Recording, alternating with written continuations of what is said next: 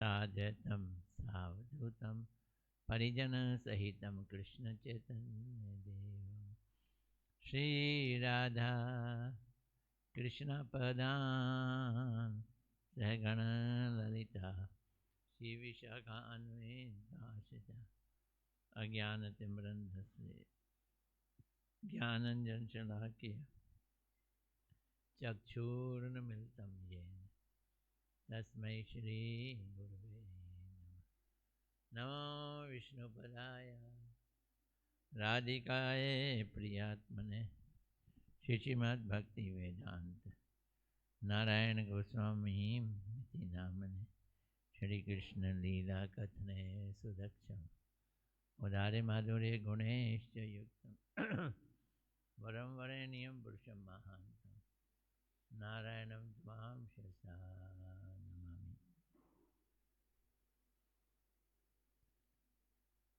आइए भक्ति विनोद ठाकुर जी को भी प्रणाम करें।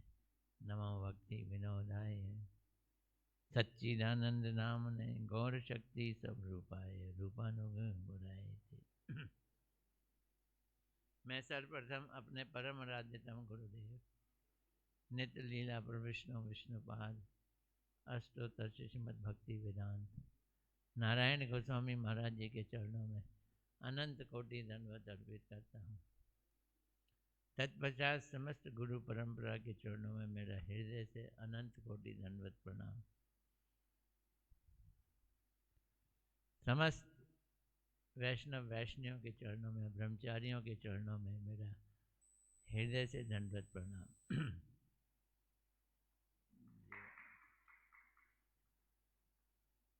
जय गौर प्रेमानंद जी। आज आंधी तूफान में हमारे श्रोता भी उड़ गए हैं।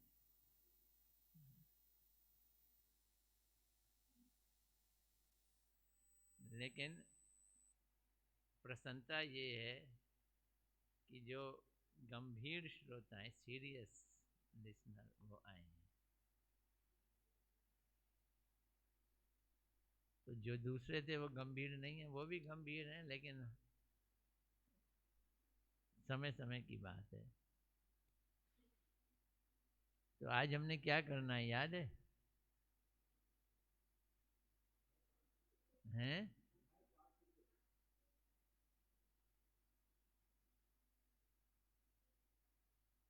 चौथा अध्याय करना है। Good good good. आज हमने चौथा अध्याय करना है।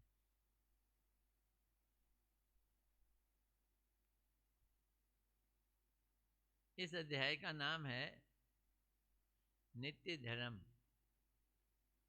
और नित्य धर्म ही वैष्णव धर्म है।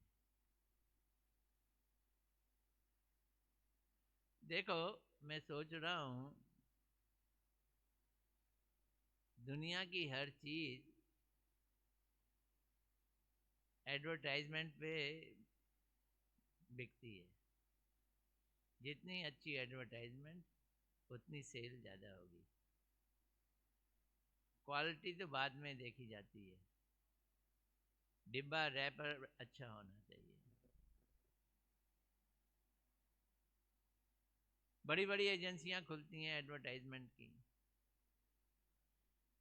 लेकिन भगवान और भगवान की भक्ति का एडवर्टाइजमेंट करने वाले हमारे आचार्य लोग होते हैं। किसका एडवर्टाइजमेंट? भगवान और भक्ति का। बहुत ही जबरदस्त एडवर्टाइजमेंट करते हैं।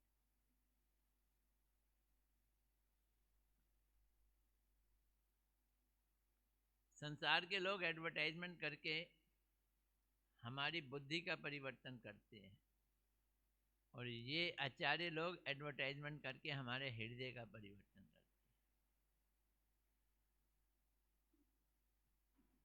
श्री भक्ति विनोद ठाकुर जी ने कितने different different point of view से और एंगल से ये समझाने की कोशिश की है कि आखिरकार हम जीव का नित्य धर्म क्या है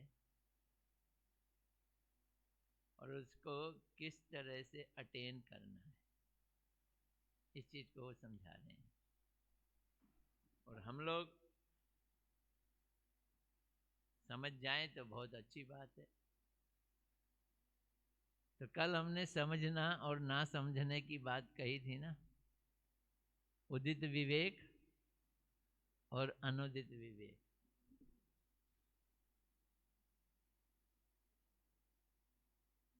समझदारी या समझना ये उर्दू शब्द है, लेकिन हिंदी शब्द है विवेक।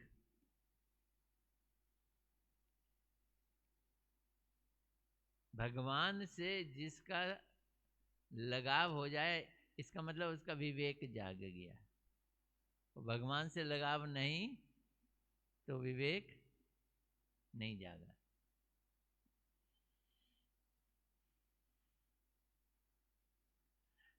सुनना बड़ी सुंदर घटना है, इंटरेस्टिंग घटना है। लाहिड़ी महाशय अपना घर छोड़ के आ गए थे, याद है? कल सुना था ना, घर छोड़ के क्यों आए थे बताओ तो? वो अपने बच्चों को, बीवी बच्चों के साथ नहीं रह रहे थे। वो एक स्थान पे रह रहे थे, माधवी कुंज उसका नाम था,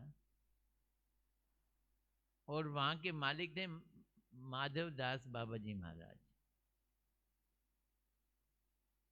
तो माधव दास बाबा जी महाराज ने घर बार छोड़ दिया था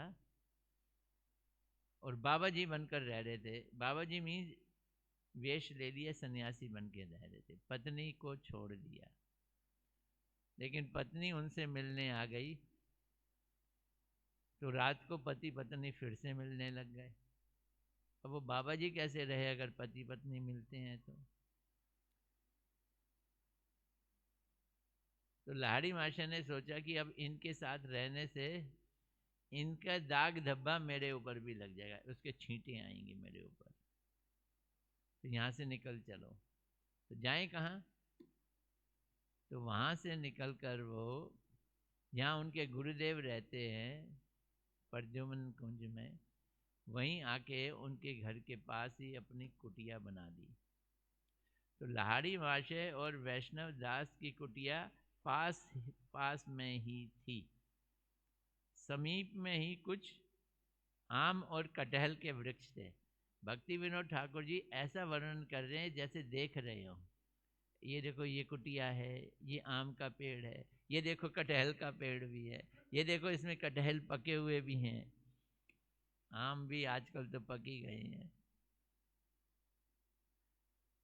इसका मतलब है वो कल्पना से नहीं कह रहे, या तो वो देख रहे हैं अच्छी तरह से।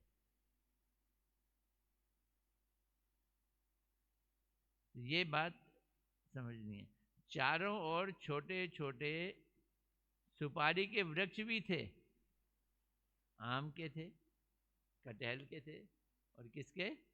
सुपारी के वृक्ष भी थे।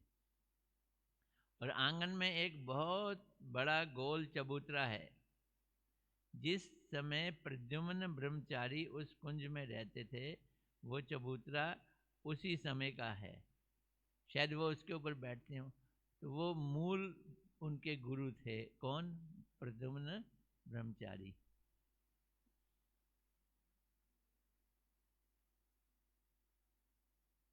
बहुत दिनों से वैष्णव लोग उसे सुरभि चबूतरा कहते हैं, उसकी परिक्रमा करते हैं और श्रद्धा से प्रणाम करते हैं। ये रह कहाँ रहे हैं? जगह का नाम क्या है मालूम? गौजरुम द्वीप। गौजरुम द्वीप में एक स्थान है, उसका नाम है सुरभि कुंज। क्या नाम है? सुरभि कुंज। और ये उसी से संबंधित सुरभि चबूतरा है। सुरभि कुंज इसलिए कि जिस समय भगवान कृष्ण ने गिरिराज गोवर्धन को उठाया था, इंद्र का घमंड चूर चूर किया था। इंद्र को पता चला कि जिस ब्रजवासियों को वो डुबो के मारना चाहता है, वो तो भगवान कृष्ण के परिकर हैं, और ये बालक नाम मामूली सा बालक नहीं, ये जो स्वयं भगवान है, इंद्र को मालूम ही नहीं था। तो इंद्र बहुत घबराया, वो माफी मांगने के लिए भगवान के पास आना चाहता था, हिम्मत नहीं पड़ रही थी उसकी भगवान के पास आने की। तो उसने क्या किया, ब्रह्मा जी से पूछा कैसे जाऊं, माफी मांगने कैसे जाऊं। देखो हम लोगों की भी हालत खराब हो जाती है, तो इंद्र की भी हालत खराब हो गई। ये लोग बड़ी मिस्टेक करते हैं, हमारे यहाँ छोटी छोटी मिस्टेक हैं। बच्चे ने अच्छे नंबर नहीं पास किए तो पेरेंट्स को बुलाया जाता है, तो कैसे पेरेंट्स को कहें कि जाओ टीचर से मिलो, कहना मुश्किल हो जाता है, हो जाता है ना। बच्चा गड़बड़ करता है तो बच्चा माफी कैसे मांगे। तो ये छोटी छोटी बातें होती हैं। पति पत्नी में झगड़ा हो जाए तो पहला कौन माफी मांगे, आगे कौन बढ़े, बड़ा मुश्किल काम हो जाता है। तो इसी तरह से इंद्र की दिक्कत हो गई, कैसे आगे बढ़े। तो ब्रह्मा जी ने कहा कि देख तुम इसी ब्रह्मांड में एक जगह का नाम है गौलोक, गोलोक नहीं, कौन सा लोक, गौ लोक, गा में ऊ, गा और ऊ की मात्रा, गौ लोक, यहाँ गाय हैं खाली, वहां की हेड गाय को ले आओ, उसका नाम है सुरभि, और उसको आगे रखो और फिर कृष्ण के पास जाओ, तो कृष्ण कुछ नहीं कहेंगे। ये उनकी वीकनेस है। क्या वीकनेस है, गाय उनकी वीकनेस है। तो वो सुरभि गाय को लेके गए और उनसे माफी मांगी।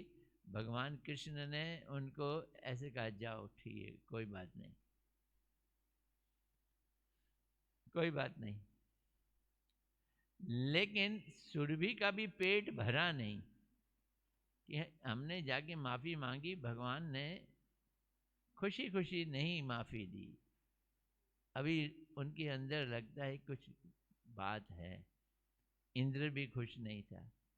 तो ये दोनों जने गोद्रुम द्वीप में आ गए और यहाँ आकर इन्होंने चैतन्य महाप्रभु को खुश करने के लिए तपस्या की, इसलिए इस जगह का नाम पड़ गया सुरभि कुंज। सुरभि कुंज है गोद्रुम द्वीप। तो गौ द्रुम द्वीप के नीचे गाय रहती थी और तपस्या करती थी। कौन सी गाय, सुरभि गाय। इसलिए वैष्णव लोग उस चबूतरे की क्या करते थे, परिक्रमा। संध्या हो गई, वैष्णव दास अपनी कुटी में पत्तों के आसन पर बैठकर हरि नाम जप कर रहे थे। हरे कृष्ण कृष्ण कृष्ण हरे हरे, हरे राम राम राम हरे हरे। पत्तों का आसन बहुत अच्छा होता है, और कुश का आसन भी और अच्छा होता है। उसके ऊपर बैठ के जाप करने का बड़ा अच्छा प्रभाव पड़ता है।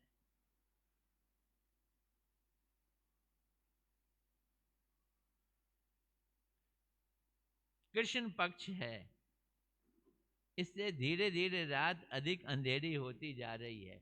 कृष्ण पक्ष का मतलब समझते हो, कि चांद जो है वो घटता जा रहा है।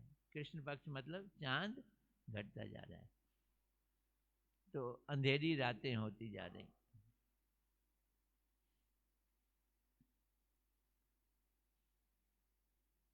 लहड़ी महाशय की कुटी में एक टिमटिमाता हुआ दीपक जल रहा है। देखो पूरा जैसे पिक्चर, कुटिया है और एक दीपक जल रहा है लहड़ी महाशय के। अकस्मात उनके दरवाजे के निकट एक सांप दिखाई दिया। देखो भक्ति विनोद ठाकुर जी क्यूरियोसिटी भी क्रिएट करते हैं।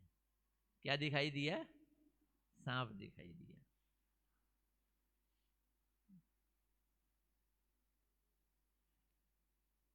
तो लहड़ी महाशय ने उसी समय लाठी लेकर उस सर्प को मारने के लिए दीपक को तेज कर दिया और भागे। किंतु दीपक लेकर बाहर आते आते सांप सांप गायब हो गए, सर्प गायब हो गया।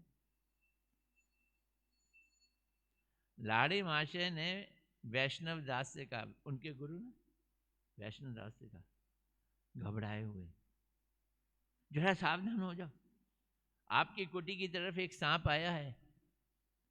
जय श्री श्री गौर हरि, श्री श्री राधा रमन बिहारी जी की जय। क्या हो जाओ, सावधान हो जाओ, आपकी कुटिया की तरफ एक सांप आया है।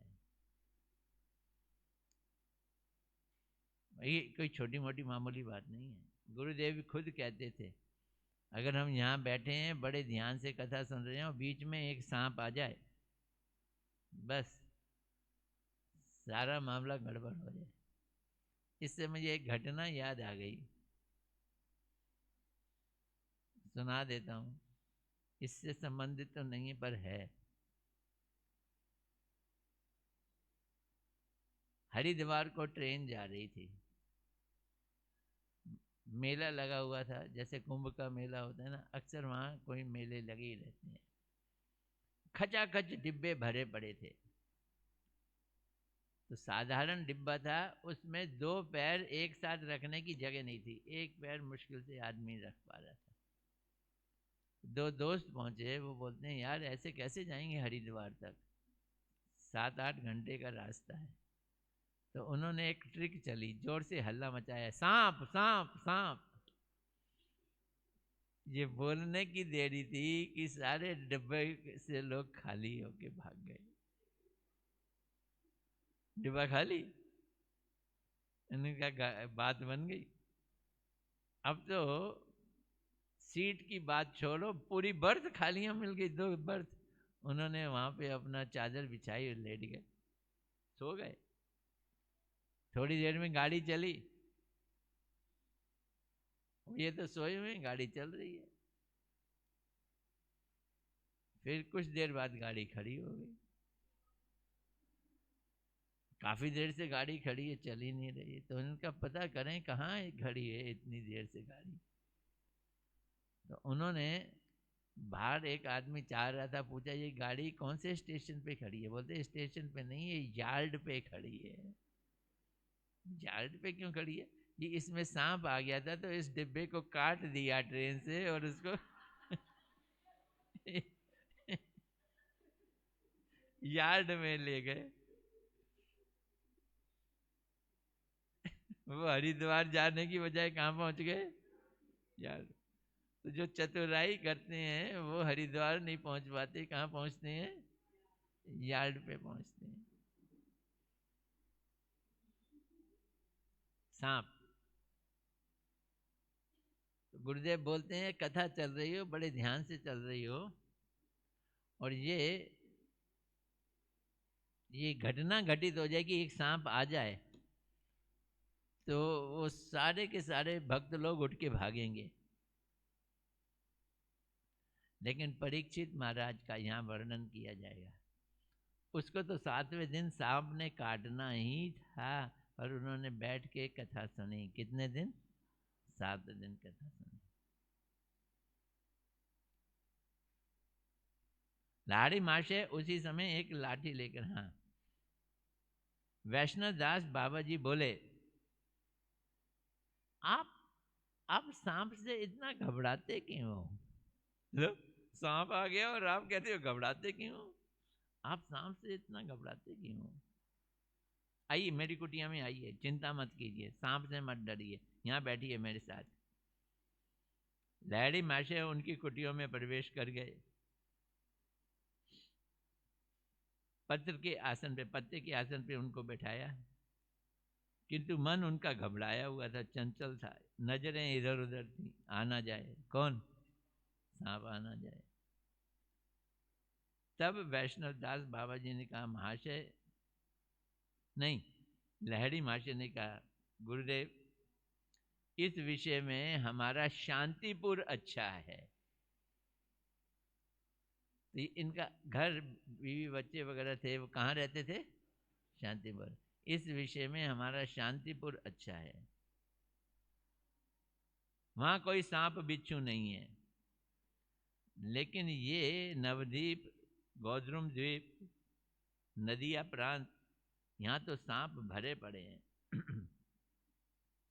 खासकर गौद्रुम द्वीप में तो बहुत ही सांप हैं। तब वैष्णव दास बाबा जी ने बताया और समझाया, इन विषयों में चित्त को चंचल नहीं करना चाहिए। सुनना, बड़ी बात से ध्यान से सुनना। आपने श्रीमद् भागवत तो सुनी होगी। महाराजा परीक्षित की कथा भी सुनी होगी। उन्होंने सांप का भय त्याग दिया था और भागवत सुनी थी। अगर भय में रहते तो भागवत सुन पाते। उन्होंने भागवत सुनने के लिए, सांप काटेगा ये मालूम है उनको, 7वें दिन सांप काटेगा, उन्होंने सांप का भय त्याग दिया था। इसलिए उनका चित्त चंचल नहीं था कि सांप काटेगा। जैसे तुम्हारा अभी चित्त चंचल है, सांप आना जाए कहीं। और स्थिर चित्त से सुखदेव गोस्वामी के मुख से हरि कथा का पान किया उन्होंने, परमानंद का लाभ प्राप्त किया। मनुष्यों की चिद देह को देखो, कल हम सुन रहे थे ना, चिद अनुशीलन। क्या था चिद अनुशीलन? याद है? हैं?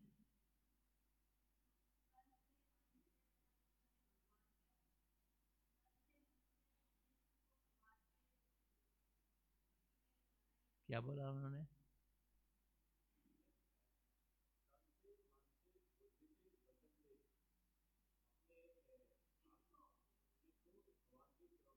हाँ, चिद अनुशीलन का मतलब है आत्मा का अनुशीलन।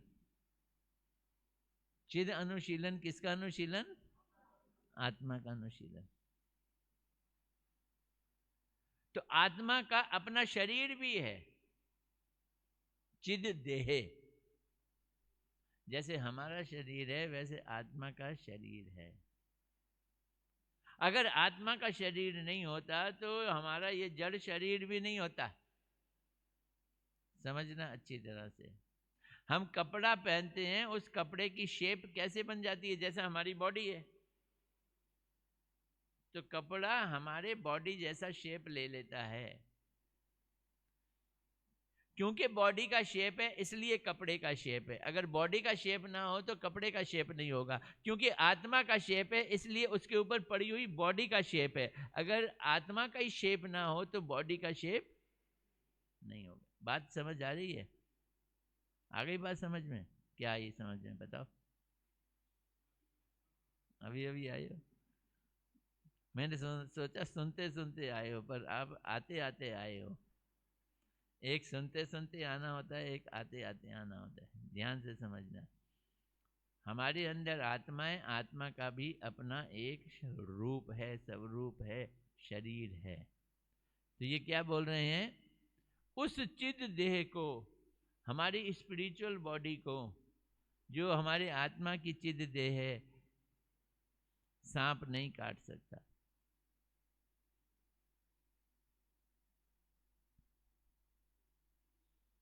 इस जड़ शरीर को तो सांप काट सकता है, लेकिन आत्मा के शरीर को सांप नहीं काट सकता। उसको सांप के काटे का दर्द नहीं होता, लेकिन उसको एक चीज का बड़ा दर्द होता है। किसको? आत्मा को, चिद देह को एक चीज का बड़ा दर्द होता है। किस चीज का दर्द होता है? अगर भगवान की कथा नहीं मिले तो इस चीज का दर्द होता है।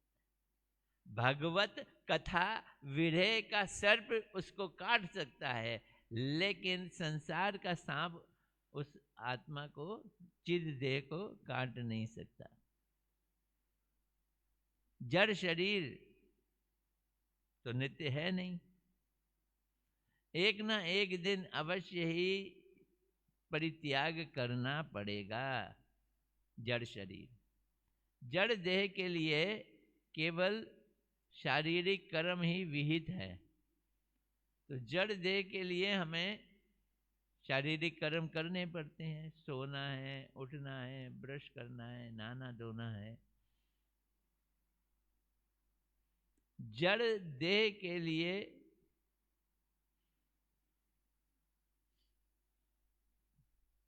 केवल शारीरिक कर्म ही विहित हैं।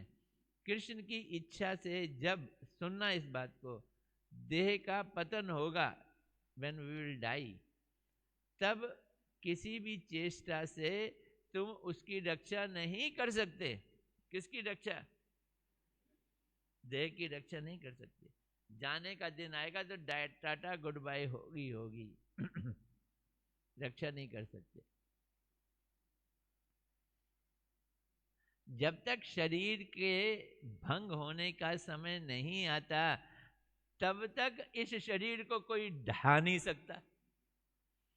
जब ढहने का समय आएगा तो बचा नहीं सकता, और जब तक ढहने का समय नहीं आए तो इसको कोई ढह नहीं सकता। बात समझ आ रही है? तो जब तक जिंदा है तो मरेंगे नहीं, जब मरना है तो जिएंगे नहीं। ये सिद्धांत समझ लो।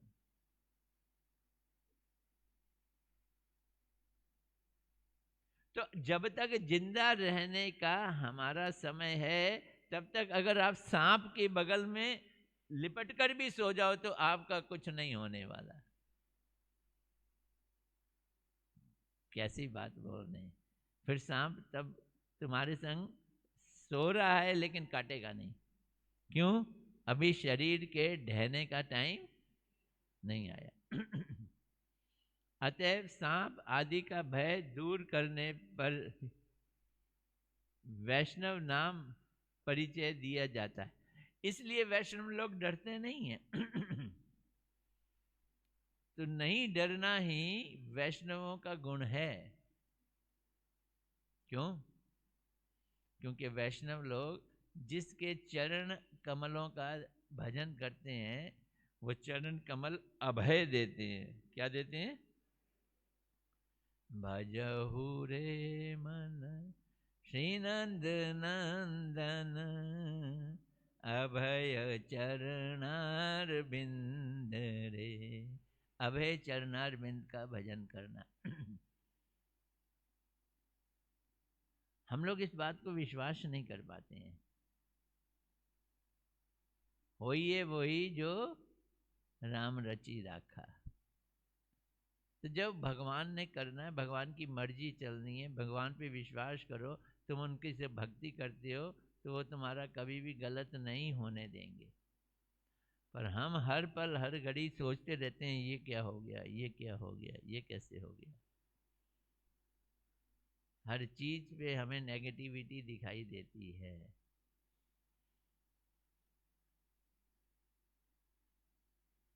इसलिए शरणागति में 6 बातें बताई गई हैं। भगवान के शरणागत होना है तो 6 बातें हैं। उन 6 बातों में अनुकूल का, भगवान से भक्ति के अनुकूल काम करना और प्रतिकूल काम नहीं करना, ये तो 2 हैं। दैन्य रखना ये तीसरा है। आत्मनिवेदन करना ये चौथा है। अब 2 ये हैं, ये विश्वास रखना कि भगवान पालन करते हैं, और ये विश्वास रखना कि हमारी चीज की रक्षा भी वही करते हैं, पालन भी वही करते हैं और रक्षा। इस विश्वास की कमी के कारण हम श्रद्धा नहीं बना पाते। श्रद्धा की कमी के कारण भजन भी स्लो हो जाता है, भजन वीक पड़ जाता है।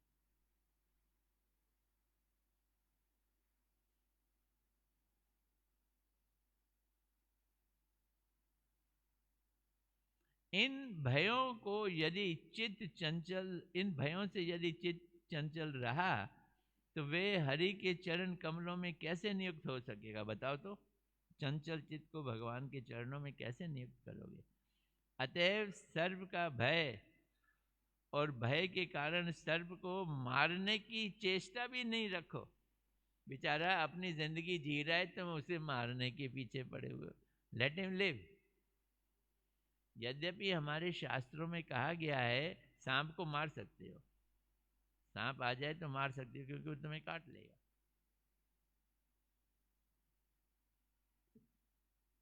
कल हम बता रहे थे ना, एक स्थूल विचार है शास्त्र का और एक सूक्ष्म विचार है।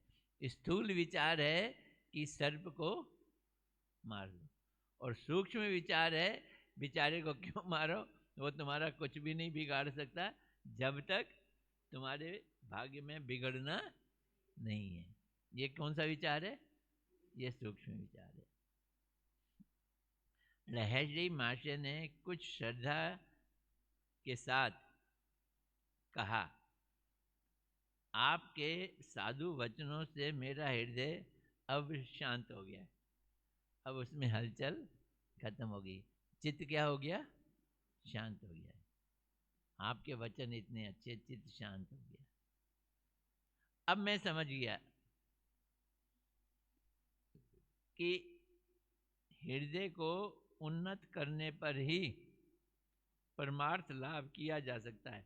हृदय को चंचल करने से परमार्थ नहीं मिलेगा। क्या करना पड़ेगा? हृदय को उन्नत। उन्नत का मतलब क्या है? हैं?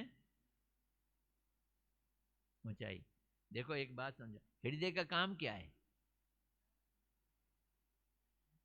ये कह रहे धड़कना, वो तो ये दिल है। कौन सा दिल? जो डॉक्टर उसको निकाल के ऑपरेशन कर देते हैं वो धड़कता है, लेकिन वास्तव में जिस दिल के धड़कने के पास में हमारा असली हृदय रहता है, हृदय, उसका काम क्या है? हैं? प्रेम करना। हृदय का एक ही काम है, अटैचमेंट, लगाव, प्रेम। जब ये घटिया चीजों को प्रेम करता है तो वो वासना कहलाती है, तो उसकी अवनति होती है, डिग्रेडेशन होता है। और जब ये बढ़िया चीज को प्रेम करता है तो इसकी क्या होती है? उन्नति होती है। और ये बढ़िया चीज क्या है? ये बढ़िया चीज क्या है? तो भगवान कृष्ण को प्रेम करना सबसे बढ़िया चीज है। यही है हृदय की क्या हो रही है?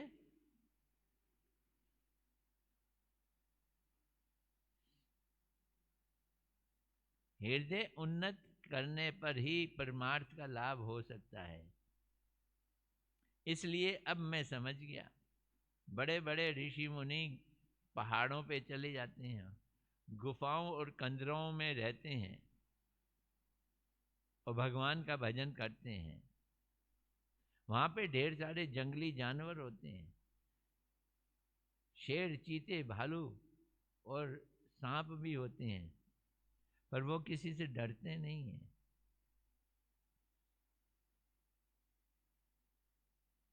ये शेर, चीते, भालू, बाघ, भंगले और सांप, इनसे इतना खतरा नहीं है जितना संसारिक भोगी विलासी लोगों से खतरा है, जिसे कहते हैं असत संग।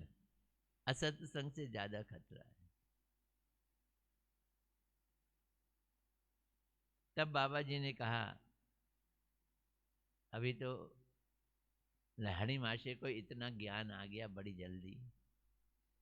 अब बाबा जी कहते हैं, हृदय में भक्ति देवी के आविर्भाव होने से हृदय सहज ही उन्नत हो जाता है। वो हृदय को उन्नत करने की बात कर रहे हैं ना, हृदय में भक्ति आ जाए तो हृदय क्या होगा? उन्नत कहलाए। अब देखो हमारी स्थिति वही रहेगी, अगर हम 5 फुट 10 इंच के हैं तो 5 फुट 10 इंच के रहेंगे, अगर हम गोरे हैं तो गोरे रहेंगे, काले हैं तो काले रहेंगे, पुरुष हैं तो पुरुष रहेंगे, स्त्री है तो स्त्री रहेंगे।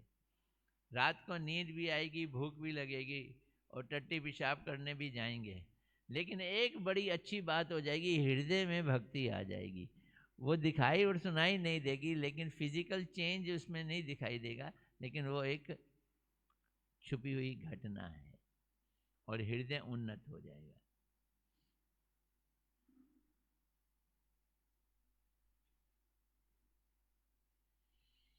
जगत के समस्त जीवों का प्रिय पात्र बना जा सकता है। जब आपके अंदर भक्ति आ जाएगी तो सब आपसे प्यार करेंगे, ऑटोमेटिकली सब प्रेम करेंगे। संत, सत और असत, संत और असंत सभी जीव वैष्णवों से प्रीति करते हैं।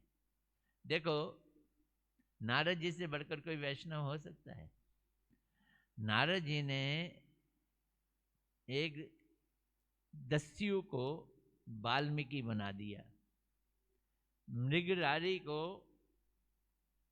उच्च कोटि का भक्त बना दिया, प्रहलाद जी को उनकी मां के गर्भ में कथा सुनाकर प्रहलाद जैसा भक्त बना दिया। इतने उच्च कोटि के महान हैं नारद जी। जब वो द्वारका में जाते हैं तो वसुदेव वगैरह उनके चरणों को धोते हैं, कृष्ण भी उन्हें प्रणाम करते हैं। कृष्ण के सबसे बड़ा दुश्मन वो कंस के पास जाते हैं तो कंस भी उनके पैर धोते हैं। तो जो शुद्ध वैष्णव हैं उनको संत भी प्रेम करते हैं और असंत भी प्रेम करते हैं। इसलिए मनुष्य मात्र को वैष्णव हो जाना चाहिए, सबके प्रिय हो जाएगा। ये बात सुनकर लहरी मास्टर ने कहा, आपने नित्य धर्म के प्रति मेरी श्रद्धा उत्पन्न कर दी है। किसके प्रति? नित्य धर्म। क्या है नित्य धर्म? है नित्य धर्म क्या है? जब जो जीव का जो स्वाभाविक धर्म है वो नित्य धर्म है। मुझे ऐसा लगता है कि नित्य धर्म और ये वैष्णव धर्म, इन दोनों में कोई कनेक्शन है। अभी भी थोड़ी सी समझदारी की कमी की बात कर रहे हैं। नित्य धर्म और वैष्णव धर्म एक ही है, लेकिन ये क्या है अभी समझ नहीं पा रहे। बोलते हैं जो नित्य धर्म जो आपने मुझे समझाया है, नित्य धर्म आत्मा का धर्म नित्य धर्म, और जो वैष्णव धर्म है वो एक ही है। अब वैष्णव धर्म की भी बड़ी कैटेगरीज हैं, बड़ी वैरायटी हैं, मार्केट में पॉपुलर हैं। अब उसको यहाँ कैटेगराइज करके बतलाएंगे वैष्णव धर्म की। तो नित्य धर्म और वैष्णव धर्म में क्या संबंध है? ये एक ही है। मैं इस बात को अभी समझ नहीं पाया। क्यों? क्योंकि वैष्णव के नाम पे बहुत सारे डुप्लीकेट चलते हैं, बहुत सारे। आपको मालूम है डुप्लीकेट किस चीज की होते हैं? हैं? किसके? जो जितनी महंगी चीज होगी उसके उतने ही डुप्लीकेट होंगे, समझना। सबसे ज्यादा डुप्लीकेट, कभी आप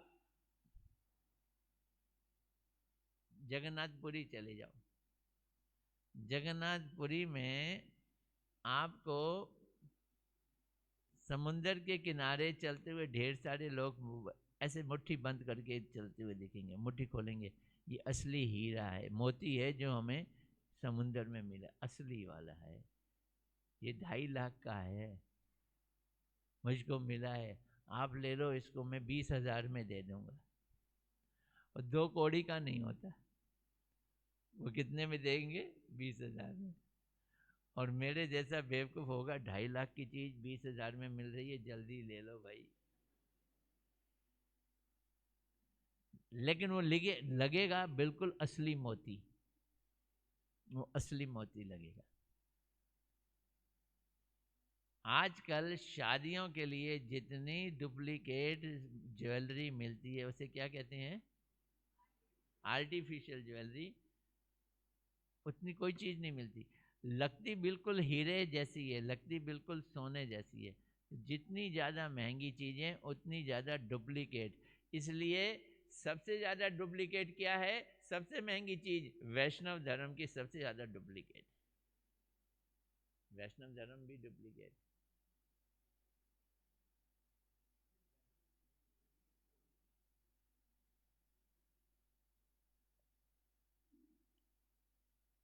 पहले से ये तो समझो कि वैष्णव धर्म है क्या, फिर डुप्लीकेट जानोगे ना। ज्वेलरी क्या है पहले जानो, फिर डुप्लीकेट ज्वेलरी जानोगे। वही अभी बतलाते हैं। तब वैष्णव दास बाबा जी ने कहा, जगत में वैष्णव धर्म के नाम से दो धर्म चलते हैं, एक तो शुद्ध वैष्णव धर्म और दूसरा विध वैष्णव धर्म। डुप्लीकेट का नाम यहाँ क्या बोल रहे हैं? विध, मतलब जिसमें कुछ विध हो गया है, कुछ मिलावट हो गई है, खालस और मिलावट वाला।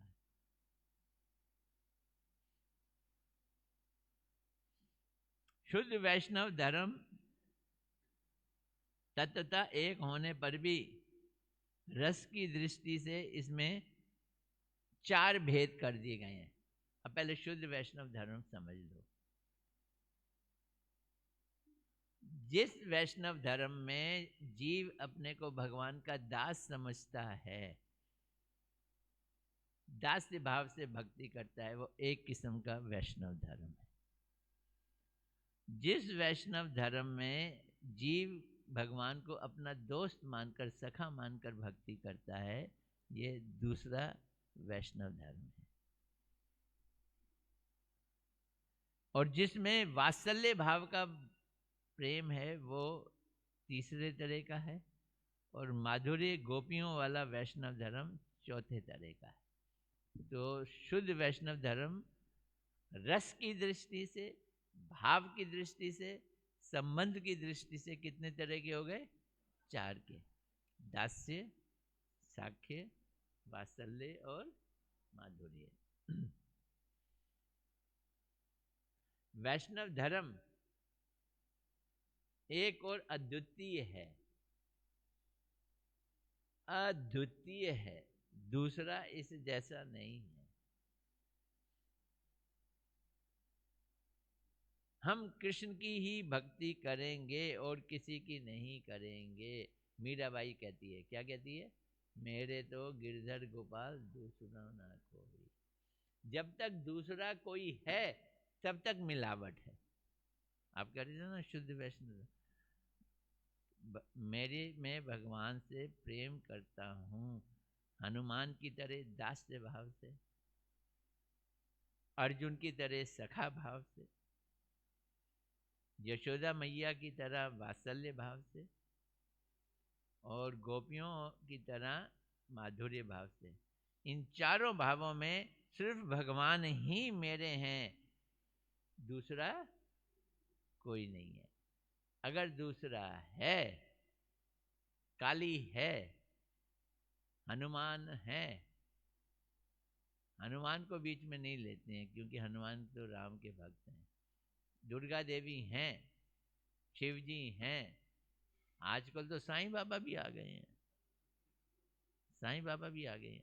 अगर ये सब हमारे भक्ति में हैं तो हमारा वैष्णव धर्म है ही नहीं। मिलावट तो छोड़ो, ये है ही नहीं। एक निष्ठ होना वैष्णव धर्म है, एक निष्ठ होना।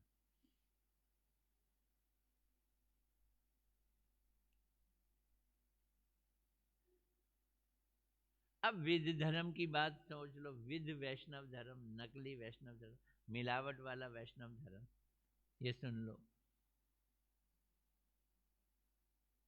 ये दो तरह के विध वैष्णव धर्म है। एक कर्म विध वैष्णव धर्म और एक ज्ञान विध वैष्णव धर्म।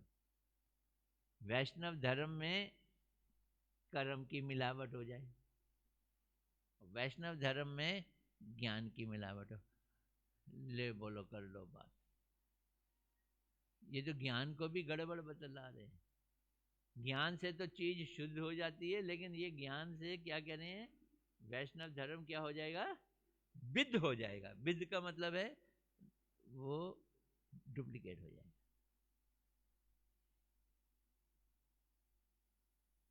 जो दुनिया में जितने पंडित हैं, मंदिरों में हैं, स्मार्त कर्म कांड कराते हैं, उस स्मार्त कर्म कांड की पद्धति वाले लोग, ये सब के सब कर्म विद वैष्णव धर्म मानते हैं। कौन सा? कर्मविद।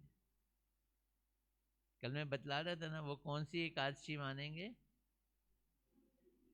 जो लंबी होगी। तो 10वीं मिली हुई है और चलेगी, 10वीं विद है चलेगी, पर होनी क्या चाहिए? लंबी। कौन सी जन्माष्टमी मनाएंगे? जो लंबी होगी वो जन्माष्टमी मनाएंगे।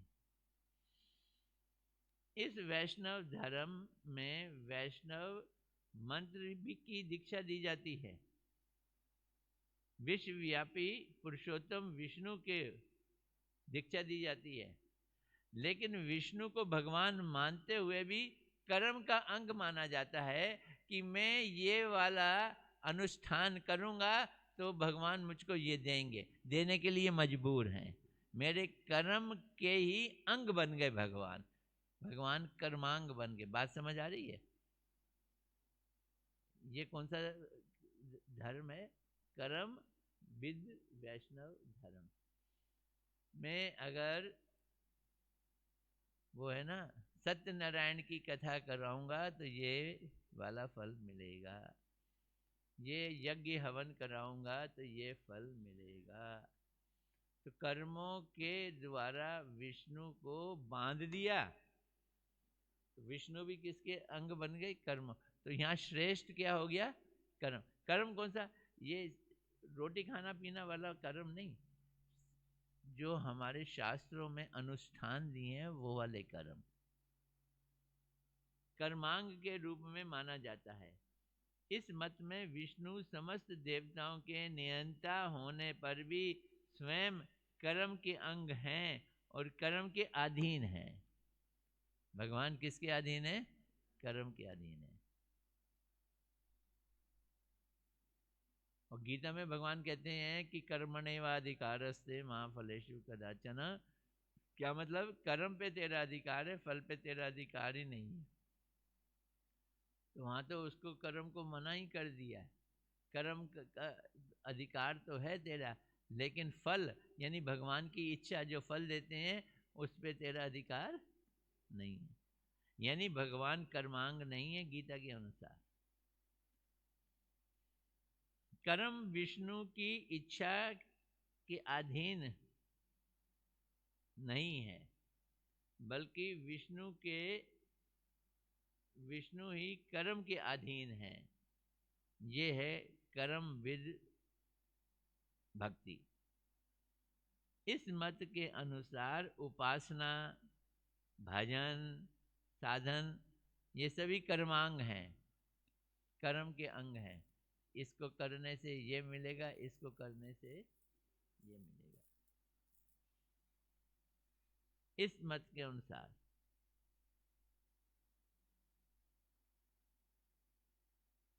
कर्म की अपेक्षा कोई भी उच्च तत्व नहीं है।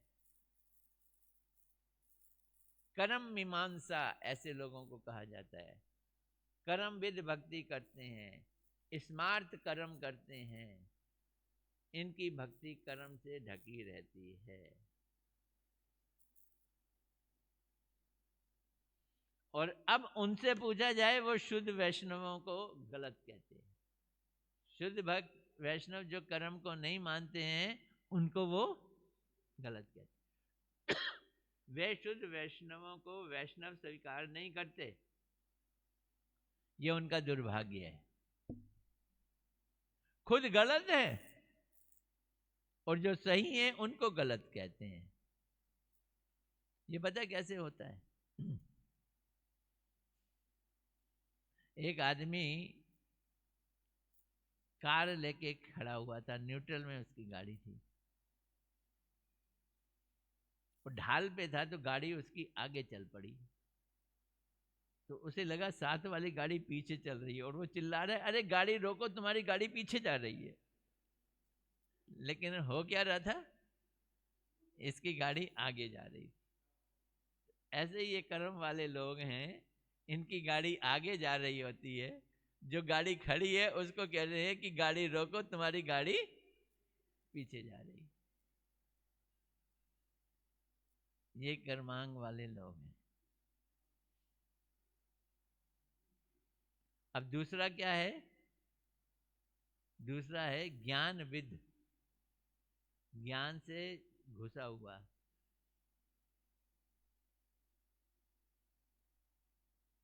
इसको मैं सोच रहा हूँ कल किया जाए, ये थोड़ा लंबा है और 9-10 हो गए हैं, ठीक है, इसको कल किया जाता है।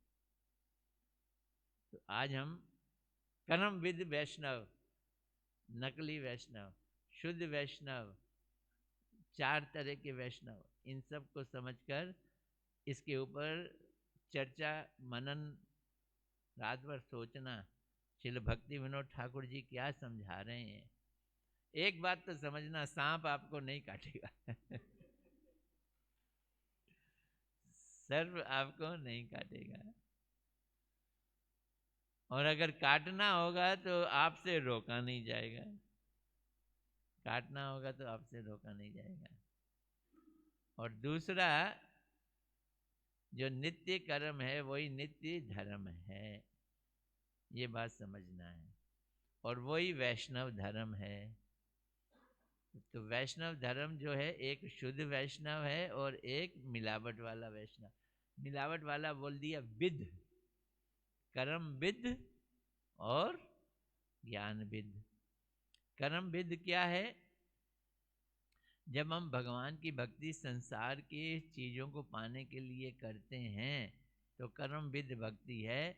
उसमें, उस भक्ति में हम ये सोचते हैं कर्मों से भगवान हमें ये चीज़ें देंगे, तो भगवान हमारे कर्मों के अधीन है।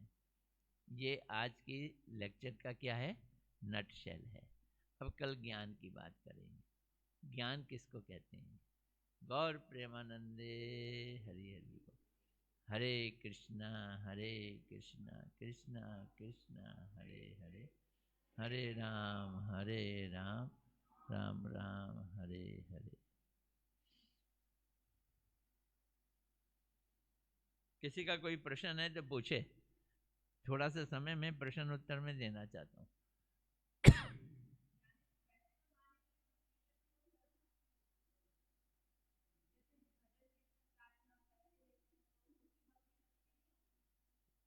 हैं?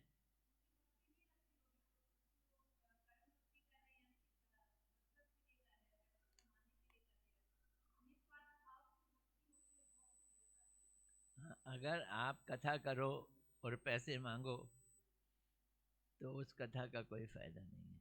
अगर आप कीर्तन करो और पैसे मांगो, उस कीर्तन का, देखो तुम देखो गौड़िया मठ में इतनी कथाएं होती हैं, इतने कीर्तन होते हैं, इस कथा कीर्तन के लिए कभी किसी से कोई पैसा मांगा गया है? कभी भी पैसा नहीं मांगा गया है। इतने फंक्शंस होते हैं, इतना प्रसाद बढ़ता है,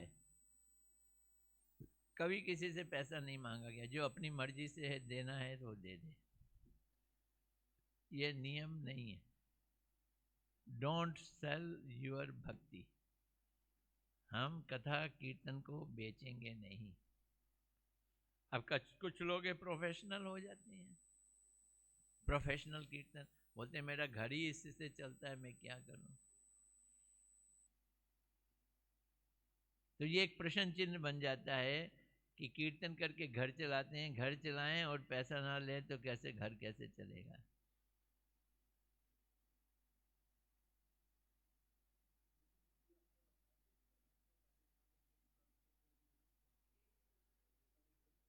जोर से बोलो।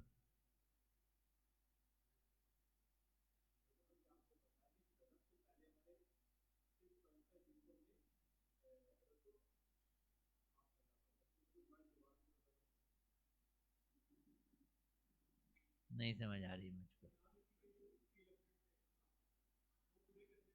हाँ, उसके बाद हमारी श्रद्धा श्रद्धा आएगी।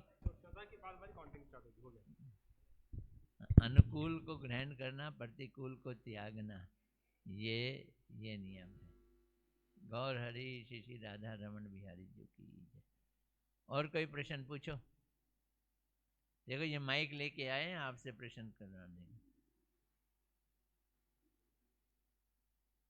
पूछना है कुछ? अच्छा है नहीं पूछ रहे। हाँ, ये भाई उसको माइक पकड़ाओ, क्या कह रहे हो?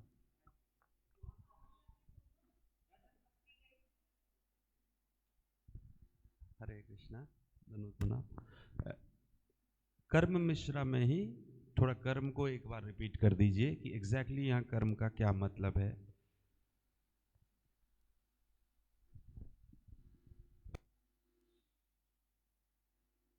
नेट शेल में हम ये समझेंगे, जिस भक्ति में हम फल की इच्छा करते हैं, करते तो भक्ति हैं, लेकिन फल की भी कामना होती है, वो भक्ति जो है कौन सी है? कर्म मिश्रा। आप आम बेचने की ढकेल लगाते हो और ये उम्मीद करते हो कि आपको इससे 1-2 हज़ार रुपया मिलेगा, ये तो ठीक बात है ना। लेकिन आप पूजा पाठ करते हो, उपासना करते हो, उससे सोचो कि 1,000 रुपया मिलेगा, ये क्या है? ये क्या है? या पूजा पाठ कर रहे हो, उससे आपका बिजनेस और आम बिक जाएंगे और आपको 1,000 मिलेगा। तो ये जो पूजा पाठ आपने की है, विष्णु के नाम की ही पूजा पाठ की है, लेकिन इसमें आपको कुछ पाने की इच्छा कर रहे हो, इसलिए आपकी भक्ति भक्ति है, लेकिन ये कर्म में लिपट गई। भक्ति किस में लिपट गई? कर्म में लिपट गई। तो ये कर्म विद है, कर्म मिश्रा है भक्ति। यानी फल की इच्छा हो तो वो कर्म विद है।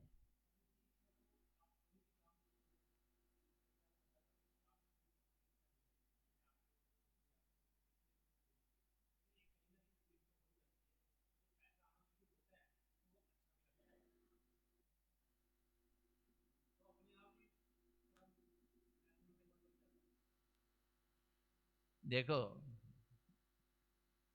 तुम्हारी शादी हो गई है? नहीं हुई है, बचे हुए हो, अच्छी बात। तुम खूब पैसा कमा रहे हो, पहले 50,000 महीना कमाया, अब 1 लाख कमाया, फिर 2 लाख कमाया, अब तुम 2 लाख वाले पर महीने के आदमी हो गए। एक लड़की तुमको पसंद आ गई, अब उससे शादी करके उसे घर ले आए, अब वो लड़की कितने लाख की हो गई? तुम कितने लाख के हो? 2 लाख रुपया महीना। अब वो लड़की कितने लाख की हो गई पर महीना? उसकी उसकी उसकी भी इनकम 2 लाख हो गई कि नहीं महीने की? सिर्फ इसलिए क्योंकि आज तुमसे वो ब्याई गई है, तो वो 2 लाख रुपए महीने की उसकी भी इनकम हो गई।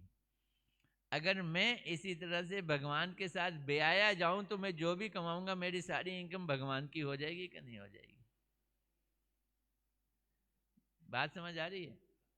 अगर मैं अपने को भगवान से ब्याह दे दिया देता हूँ, तो मेरी जितनी भी इनकम है वो किसकी हो जाएगी? भगवान की हो जाएगी। पर अगर मैं अपने को भगवान को दूं ना, ब्याहूं ना, तो मैं अपनी इनकम अपने पास रखूंगा और 10 रुपया उनको डालूंगा। भक्ति कर रहा हूँ, फिर और बड़ी भक्ति हो जाएगी, फिर 50 डाल दूंगा, फिर 100 डाल दूंगा। लेकिन जैसे लड़की ब्याई आ गई, अब वो 2 लाख की महीने की इनकम वाली हो गई, क्योंकि वो पत्नी बन गई। ऐसे ही हम भगवान के कुछ हो जाए, तो हमारी सारी इनकम क्या हो जाएगी? भगवान की। इसको युक्त वैराग्य। आपका मकान, आपकी दुकान, आपकी कार, आपका पैसा, आपका बैंक बैलेंस, सब किसका हो जाएगा? भगवान का हो जाएगा। ये भक्ति कहलाती है।